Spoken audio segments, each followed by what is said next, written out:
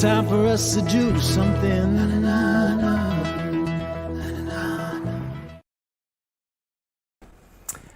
Well, good evening and welcome to Pellowe Talk. This is a new format for 2021 where we won't be doing the It's Not Q&A version of the show. We're actually going to split this into two different shows. I'm just going to have a little bit of a chat tonight, and we'll develop a bit of a rhythm and a new format. You can help me with your feedback, let me know what you think, and of course the more interaction the better. But look forward to Thursday night, because at 7 p.m. Queensland time, 8 p.m.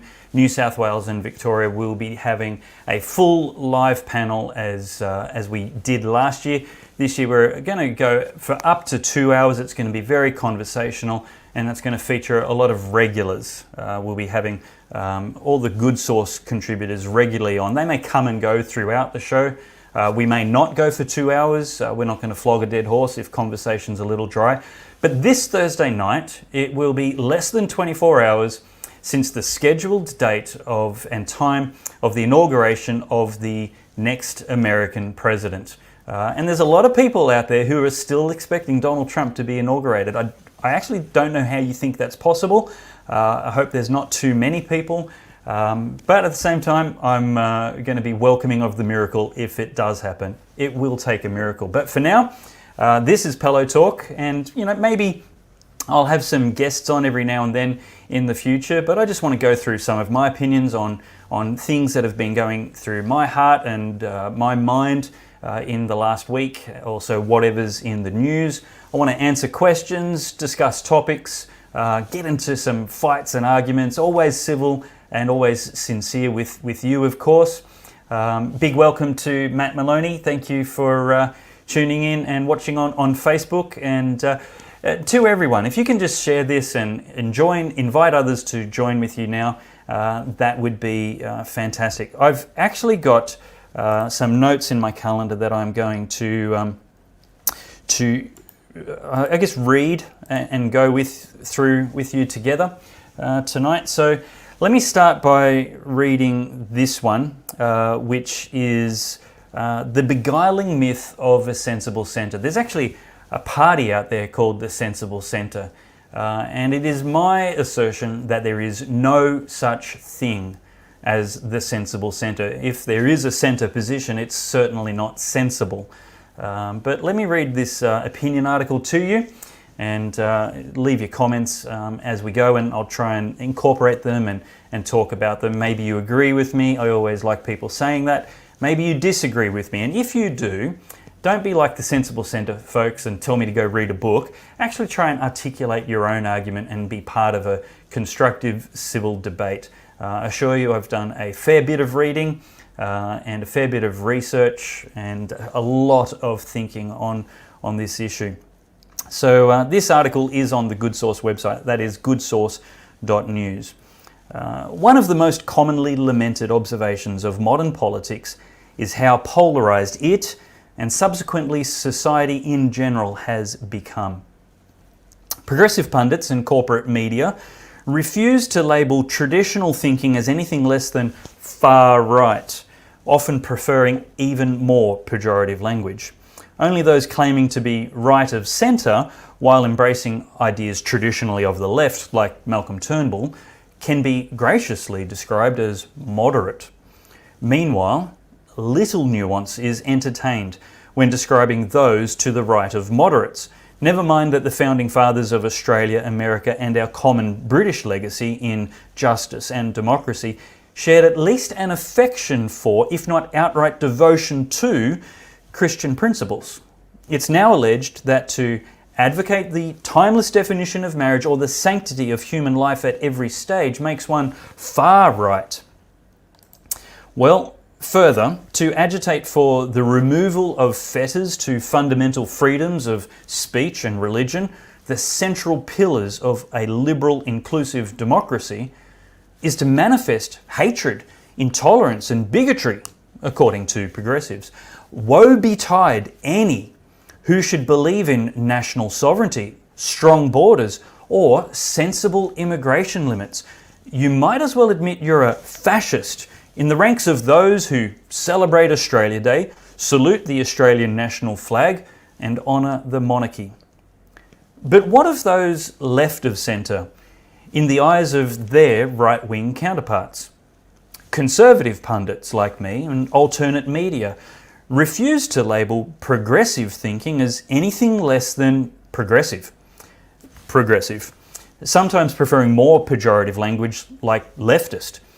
Those embracing ideas traditionally of the left but rejecting their more novel ideas, morality of gender theory and the immorality of mining, people like Mark Latham, are warmly described by right-wing voters and are warmly welcomed by right-wing voters and commentators alike.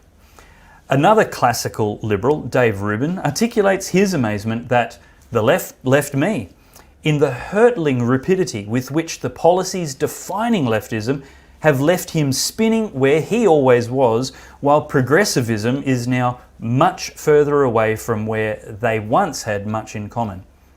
But that's their nature, isn't it? They believe all change is positive progress, never harmful, degenerative, or regressive.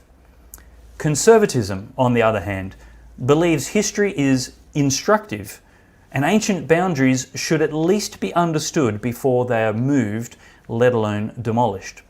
We appreciate that our forebears were fallible, but not fools. We have no interest in changing everything for the sake of it. We are not hurtling with great rapidity from positions conservatives like us held centuries ago. If politics is problematically polarised, it is because the destruction of everything tried and true has been conflated with progress.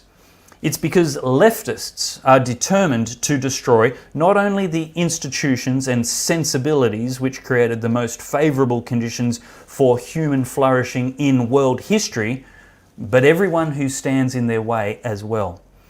Progressives are not satisfied with winning elections anymore. They must completely destroy those who are unapologetically daring to call their corruption out, as is playing out this week and last week in America. They certainly weren't satisfied with the election they duly lost in 2016 either. For 4 years they tried desperately to overturn their loss with every trick in the book. The greatest injury they sustained was the loss of control of the Supreme Court of the United States, previously crowded with progressives, justices who believed the Constitution was flexible and that their job was to reflect political preferred outcomes. They cried foul when President Trump appointed justices who believed their job was to simply interpret the Constitution faithfully to its original intent, and preferred outcomes were irrelevant to their legal decisions. Last year saw progressives sustain riots for 7 months, shoot at least 23 people dead, injure more than 700 law enforcement officers, damage over 150 federal buildings, and destroy hundreds of small businesses in the name of progress. But it was Trump who incited violence. Corporate media and other progressive elites, including all those suddenly decrying political violence, celebrated and promoted the behaviour, rationalising and justifying it, even calling it mostly peaceful. They claimed the Constitution, democracy and the justice system were inadequate to achieve the social progress they desired, and therefore political violence was at least understandable, if not justified. Necessary. Lies. It would be so much more comfortable if there was a sensible centre. Imagine if there was a third option, somewhere between the lunacy of gender theory and biological reality. There isn't. It would be just dreamy if there was a way to end coal and other mineral mining without making electricity unaffordable to those individuals and industries which can least afford the most expensive electricity in the world. And even better, if such a human cost would have a significant slowing effect on historically inevitable changes to global climate patterns. Wake up. Is there a middle ground somewhere between the Christian belief that all human life is sacred and the progressive dogma that a human life in utero is merely a disposable piece of property, which can make it sometimes okay to kill? No. But what about law and justice? Surely there's a third philosophy, a sensible to identity, and that the Constitution can only be changed through the method prescribed by the Constitution. Such a fantasy. There is no sensible centre. Such a comfortable dream of a middle ground is beguiling because most of us hate conflict. We just want to get on with our lives without all the angst.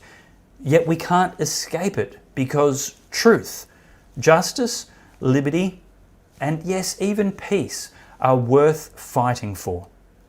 There is no middle ground between right and wrong. There's no centre point between truth and lies. There's no sensible balance between wisdom and folly. There is only half right, half true, and half wise, half progressive. Who wants to be that? I am unapologetic about my position on things that are most responsible for the polarisation of politics. I will not appease the insatiable appetite of progressives for destruction of boundaries and institutions. Of course, there are sensible debates to be had about less fundamental things, as there always has been, but they are not what really polarises us.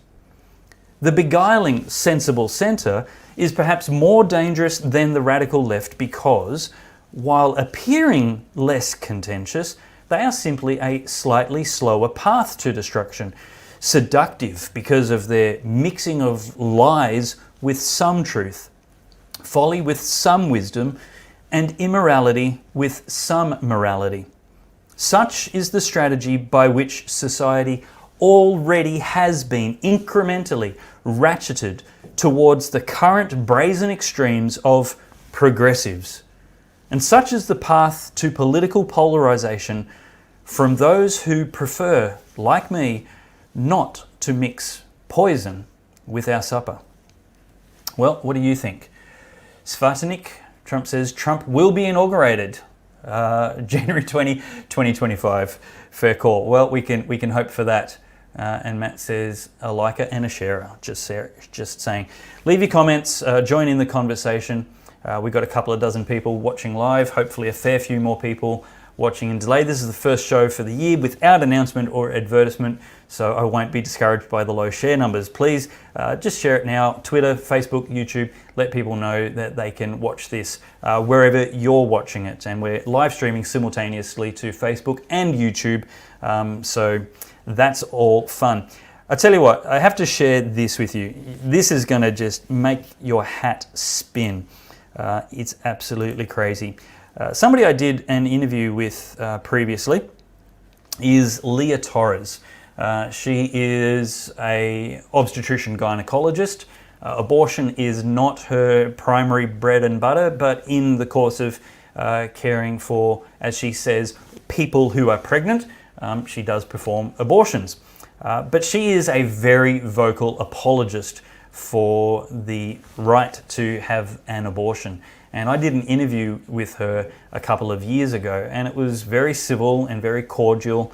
And we had a great discussion, just trying to understand and maybe change the other person's position. That is available if you have a look for it on The Good Source. You'll be able to do a search on YouTube or The Good Source and find that interview. It's about an hour long, and she's an expert debater on the topic. I certainly had never debated anybody formally or even interviewed them in a disagreement like that before, and it was very instructive. She said, among other things, that she doesn't believe there is a definition of life, which makes it a problem to preserve, defend, or promote life. And if you think like me that life is a fundamental human right, it's pretty important to know what life is. But fortunately, 96% of biologists agree that each human life begins at conception, the moment of fertilization. Anyway, Lila Rose tweeted on the 8th of January that abortion is violence. And and then our good friend, Dr. Leah Torres, said that statement, that abortion is violence, is violent rhetoric. It is objectively false and meant to incite others to commit crimes against clinics, patients, and healthcare providers. This is what domestic terrorism looks like. This is why politics is polarised. There is not an ounce of truth in that radical, extreme, deceitful propaganda. There is not a millimetre of compromise or movement that a rational, right-thinking person could take towards what Dr. Leah Torres has said there. Let's pull it apart. It is breathtaking in its stupidity. And I don't think Leah is stupid, but that was a very stupid thing to say. Violent rhetoric. No, it's not violent rhetoric. It's describing violence. The only reason you think it's violent rhetoric is because you disagree. You don't like it. You don't like being identified as somebody who is wrong. And disagreement is not the worst thing in the world to happen to you. If I'm wrong, I want to be persuaded with facts, evidence, data, logic. But scripture, if you're half good at wielding it and dividing it rightly. But none of that is available to somebody who describes criticism as violence. There's absolutely no self-reflection, no curiosity intellectually. They are incurious, intellectually dishonest people who describe disagreement as violent rhetoric. Objectively false. No, it's objectively true. Abortion is violence. Why is it objectively true? Because the intention, the purpose, the desired outcome 100% of the time is to end the life of a living, innocent human being. That is the desired outcome. That is commonly called murder, and murder is always called violence. The method by which it is done is brutal and violent. Poisoning, dismemberment, crushing, and violent forced vacuum from the safety of the mother's womb, which should be the safest place on earth. The reality detachment is breathtaking in its dimensions. It is not meant to incite others to commit crimes against clinics. It's meant to stop the crimes being committed in clinics. Crimes against humanity, crimes against God, crimes against the unborn. It is meant to stop crimes, not incite crimes. There's no intention in Lila Hart's Rose at all. Not an ounce, not a millimetre, not a speck of incitement for violence against clinics, patients, or healthcare providers. And to call yourself a healthcare provider, despite the other work you do, abortion is not healthcare. Lie upon lie upon lie upon a pit of hell deceit emanating from this kind of rubbish right here. That is not what domestic terrorism looks like. What domestic terrorism looks like is the violent assault on 700 law enforcement officers. What domestic terrorism looks like is the destruction of over 150 federal buildings. What domestic terrorism looks like is the looting and razing to the ground with fire of many hundreds of small businesses. The fruit of the Black Lives Matter tree for over 7 months in America. That's what domestic terrorism looks like, and that's if we're not even talking about the systemically racist genocide of the abortion industry in America. This is vile, gross, barbaric. This is absolute rubbish, this tweet here. Well, let's see what some of the comments has. Daniel Shepherd, no halfway between truth and lies, folly and wisdom, morality and immorality, love it. Atheist Pastor says, Happy New Year. Hello to you too, sir. I wish I could remember your name, but Atheist Pastor is cool. I'd love to have you on the show one day. There's so much that we agree on, and a couple of things that we'd have some interesting conversations about. Tracy says, Hi Dave, universities are problematic in that they twist facts, ignore history, and push a narrative that breeds socialist communists/communists. 100% true. The mainstream media, the academy, these things rather obsessed with preferred political outcomes rather than intellectual honesty. Lee and Wendy Thompson says, is it true that Biden is to reverse Trump's legislation that has taken abortion off the list as a choice for pregnancy? Look, it is undeniably true, well advertised, that Biden intends on undoing just about everything that Trump did. What he can't undo is the lifetime appointments on the Supreme Court. Excuse me. I hope that he doesn't stack the court and legislate, which he legally can, but it would be playing quite dirty. To make the Supreme Court 15 judges instead of 9. And trust me, nothing is beneath the lying leftist Democrat media complex. Matt says, I agree with more than I don't, but a couple of quick points. The right-wing, left-wing paradigm is a way of getting people to think only in terms of the collective. I don't know that it's designed, but yes. That is, we talk about groups, racial groups like Indigenous / white / Asian right identity groups. It's not that this is meaningless, but it is not the best way of approaching any problem. Of course, you shouldn't approach a problem saying I'm right-wing, therefore this is what I believe. I'm left-wing, therefore I'm Christian, therefore this is what I believe. Even Christian. A follower of Jesus is very important, of course, but we should still be looking for facts, evidence, data, and logic, because Christians have been wrong before. Many Christians are wrong. Many Christians disagree with me. One of us is wrong, and so Christianity isn't a qualification to immunity from error. It's not that this is meaningless, but it's not the best way to approach any problem. Of course, the sovereign individual is, and that is broadly the Judeo-Christian way. I don't consider myself right-wing, and I don't know how wise it is to accept the... we might have run out of room to show the rest of that comment. Might have to break it up. Look, really good points, Matt. With the polarization of politics, what we have to be, and notice I didn't advocate left versus right, there's no middle ground. In my juxtaposition of the options one might consider themselves in the middle of, or trying to find a sensible centre, on every issue we should look for the right position on it. We should look for God's position on it. And let me articulate this carefully. In Joshua chapter 5, he's outside Jericho, and this is bread and butter teaching for me. This is a philosophy that I teach, and I think it's unimpeachable. I haven't heard anybody present an argument for it. It's really easy to agree with, not only because it's so obviously right. Here's the deal. Abraham Lincoln, we'll make a more recent historical example than Joshua and outside the city of Jericho in ancient Israel.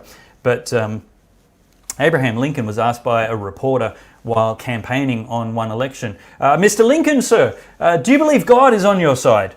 And that was not a silly question, because Abraham Lincoln was at this time campaigning a civil war and trying to legislate the abolition of slavery. It was a fair question. But what Abraham Lincoln said was, I am not concerned whether God is on my side. What I am concerned about is whether I am on God's side. Now, let's go back to Scripture, because I like to match that up, and truth will always marry up with Scripture. And what the Bible says is that Joshua had taken over from Moses, bringing the million or so slaves out of Egypt and leading them to the promised land. They'd walked through the desert for 40 years, going around in circles, and they'd come to the first conquest in the promised land that God had promised them. And Joshua was outside this city, the city of Jericho, and he was outside the camp of Israel. So he was kind of by himself, didn't have his backup. And remember, Joshua was a soldier. He was now general of the Israeli army, commander-in-chief. He's a military man. And then he comes across another man with a sword drawn. And the first thing a good soldier does when he comes across somebody who's armed is he says friend or foe. He tries to identify, what's the passcode? What's the password? Who are you for? Joshua says to the man with the sword drawn, are you for us or are you for our enemies? And the man says, no, I am the commander of the Lord's host. And Joshua realizes that this is an appearance of God in the flesh, that this is God that he's talking to. At the very least, he falls down and worships him. And he says, basically, what do you want? I'm on your side. And that's exactly the way we should look at not the left versus right kind of paradigm and choices. It's not even the center position or the left or right that we should be taking. We should be looking for truth. We should be looking for justice. We should be looking for wisdom in every single issue. And sometimes our preferred party is not going to be on the right side. They're not going to be on God's side. My advocacy, my exhortation to you is look for the truth. That if you're not a Christian, that's okay. You don't have to use the Bible for this, but honestly ask yourself and look for what's true, what's wise, what's the right thing to do here. Because a little bit wrong, a little bit lie, a little bit unjust, a little bit oppression is too much. What's God's side on this? He, of course, is the author of truth and the author of morality. And so aligning up with him is the very, very best way to do that. And so there is no room for a center position to try and appease and compromise. Wrong approach. Let it be polarized. Truth is by nature divisive. Anything that's a little bit wrong is excluded from the definition of truth. By definition, it is exclusive, rejecting of everything that is wrong. I should put this screen on full screen so we're not looking at Leah's tweet anymore. Apologies for that. Actually, you're in Brisbane, aren't you, Chris? Atheist pastor. Thanks for your name. Yeah, thanks for that, Matt. It's a really good conversation to have about this. Is how do we end polarization? Not possible. When you have people like an abortionist calling the description of abortion as violence and incitement to attack abortionists, that's just ridiculous. Please do not attack abortionists. Pray for them. There is so many people who are ex-abortionists, former abortionists, pouring hate and bile on them. Probably just perpetuates the you versus them dichotomy in their mind and makes them double down. It's not about calling them evil people, but we must make absolutely no mistake about what's true. Of course, calling abortion violence isn't violent rhetoric in itself. That's just preposterous, verging on idiotic. Hey Jordan, Rusty, atheist pastor. Chris, you're in Wollongong. Okay, hard for you to pop into the Brisbane studio. John and Chris. Okay, Chris Coveries. I haven't read this yet, so read it out loud and hope it's not embarrassing. The social right didn't show up on the streets for months, and when they did, they didn't have anyone to organise them or keep it media friendly and failed. Yeah, absolutely. Look, one of the big problems we have on the right of centre is thinking that the left tactics are all good and useful. Certainly, one of their tactics, the infiltration of institutions, has been very successful and is legal. Go ahead and do that. Get a great job in a university and become an influence for what's objectively true and right. Get a job in politics. I've got a great friend who is a policy advisor working in the public service, working for a department, a very senior position, very lonely as somebody who's committed to truth, justice, and not a partisan leftist. That's very lonely, but he's still there, and he has a preserving effect on it, like salt, which hasn't lost its flavour. So, yes, we have discussions on Twitter, John, and some good ones too. Thank you. I love the engagement. Well, I don't want to keep going for an hour. I could talk the leg off an iron pot with a mouthful of marbles under wet cement, but let's have a look at some other articles. So here's one. I will pull that up now. We'll get rid of Leah's tweet on the screen and pull this up. Okay, New Jersey gym co-owner says state seized legal defence funds amid battle over COVID fines. We had no money in our bank account, Ian Smith tells Tucker Carlson tonight. So that's no good, but obviously the story here is the co-owner of a South Jersey gym who has butted heads with state officials over his open defiance of coronavirus lockdown orders, good on him, told Tucker Carlson tonight, Thursday, that the state emptied out every single dollar that we have amid a legal fight over the legitimacy of millions of dollars in related fines. As of yesterday morning, his partner had checked the bank statement and they had no money in their bank account. So hopefully there's no other explanation for it and the story checks out. But this is really, really the dangerous kind of stuff where you have absolutely no power to even mount a legal defence for yourself. Okay, here's an interesting one. If you've got let's through the week now, I'd love you to just send me articles that you'd like to talk about, questions that we've got. That would be fun to be able to have a chat about. 3 in 4 Australians want Scott Morrison to criticise Craig Kelly for posting COVID misinformation. And by misinformation, of course, let's get the leftist language correct here. What they mean by misinformation is information that they don't like, that they don't agree with, and that they're not prepared to engage with and refute intellectually. Polling undertaken by a leftist institute, mind you, polling has shown a majority of Australians want Scott Morrison to rebuke one of his MPs for posting misleading health information during the pandemic. Exactly like the corporate media oligarchs. They want people to be labelled and character assassinated. 3 in 4 Australians.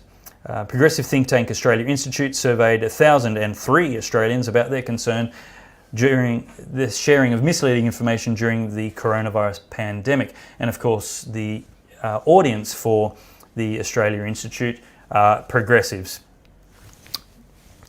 And acting Prime Minister Michael McCormick said no, and so they tried to cancel him as well. And yeah, all kinds of nonsense going on there as usual.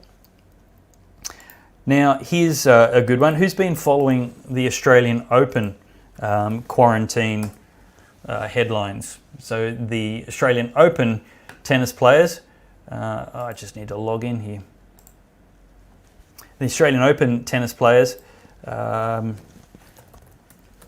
not being allowed to quarantine the way they want. Heaps of them being brought into Australia with coronavirus. They know they've got coronavirus and they're still bringing them in. It's absolutely insane.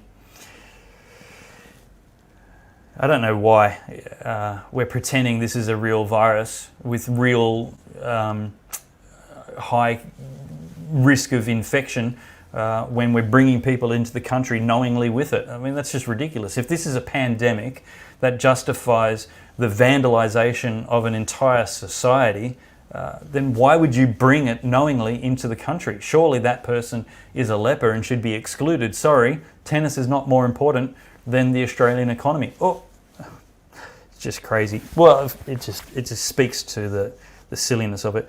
What's interesting here is this headline: Coronavirus Australia Live News, Victoria Police chase thousands of virus fines. But of course, they're actually talking about letting that go. I don't have that. This link obviously isn't what I thought it was. But Daniel Andrews, has anybody got a link to that? Yeah, the Australian Open.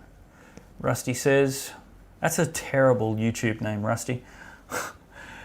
Who can believe anything the pollsters say? Well, you certainly can't believe it, Tracy. What you have to do is weigh it, and do that with what I'm saying. Don't take anything at face value. For a start, you'd see a poll. Who conducted the poll? How did they conduct the poll? Was it on Twitter? Was it a narrow audience? So, yeah, look, I just want to do one more because I don't want to go on forever. I want to keep it shortish. I'd rather cut off short and leave you wanting more than get prone to rambling. And here's one that's always good for good content, and that is the Babylon Bee. Let's all remain peaceful, says Trump in clear incitement to violence. About the same attachment to reality as my abortion apologist friend. The impeachment of Trump. Lyle Shelton, in his show coming out hopefully tomorrow night, talks about a Facebook fact check on him, where he had shared some quotes from different Democrat leaders, essentially encouraging, justifying, rationalizing, and applauding the violence of the Black Lives Matter incorporated political agenda, those protests. And Facebook tried to put an information for all of Lyle's audience, saying that, hey, you have to understand that these people have been taken out of context and they weren't actually trying to incite violence. Hello, did you read all of Trump's speech? He said, march, let's go to the Capitol. Not once did he say attack anybody. Not once did he say let's be violent. Not once did he say let's make it physical or anything approaching the actual definition of incitement to violence. What he did say explicitly was be peaceful, be calm, be better than everybody else. And he followed it up with a reiteration of that. The impeachment, by the way, impeachment just means accusation. It's basically like being charged for something before you have to go to court.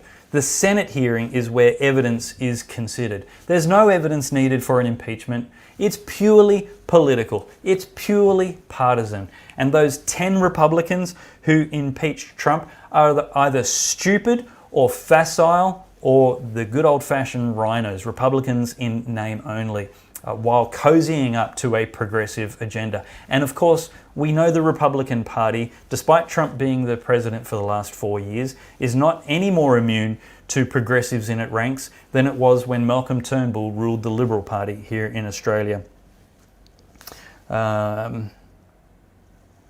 Rusty says you can't have more than 20 people at home, but they can have 20,000 at the cricket. Look at my flag waving in the air conditioning there. All right, let's read this thing and then I will let you go. Washington, D.C. And of course, this is satire, people. Please, if you haven't heard of the Babylon Bee, nothing they say is real. It's making fun of how crazy and comical and insane the reality is. But it's not reality. A review of Trump's statements last week made it clear that he was inciting violence, as he very clearly told people to remain peaceful and not carry out any violence. I'll put this on the screen so you can see it too.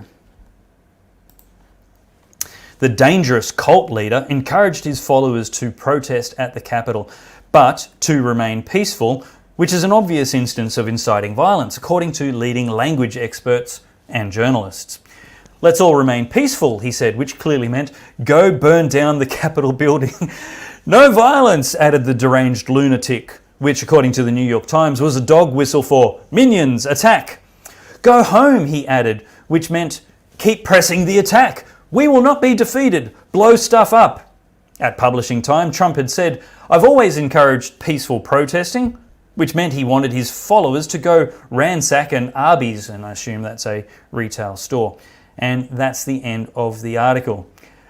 And of course, this is hilarious because this is exactly how detached from reality the leftist media are. And let's not even call them media anymore. I hope let's catch this on. Help me spread this around. They're not the media, they're the lying harlot. They're the lying harlot. They have nothing but deceit. It's not an accidental mistake. It's not a bias. It's not a prejudice. It's not even fake news where it's half true. They have an agenda maliciously to campaign for leftist agendas to discredit and obscure right thinking and clear debate They are maliciously deceitful. They are liars. They do it professionally. And this is the harlot part. They have sold their integrity. They have sold their virtue. They have sold the faithfulness they should be showing to us, the readers and consumers of media. And they have prostituted their ethics, their morals, and their integrity. They are lying harlots en masse. Forgive me, those journalists who still have some ethics and integrity and are actually balanced and fair. I've got a long opinion piece on this, and it is not hyperbole. It is so accurate, it's heartbreaking. I hope nobody calls me a journalist, because the label has been so sullied by the harlotry of the corporate media, especially those obvious rags left of centre.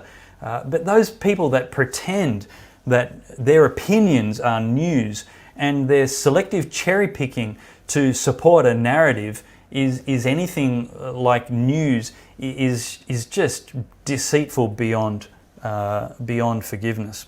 Well, we've been going for 40 minutes. I appreciate your company tonight.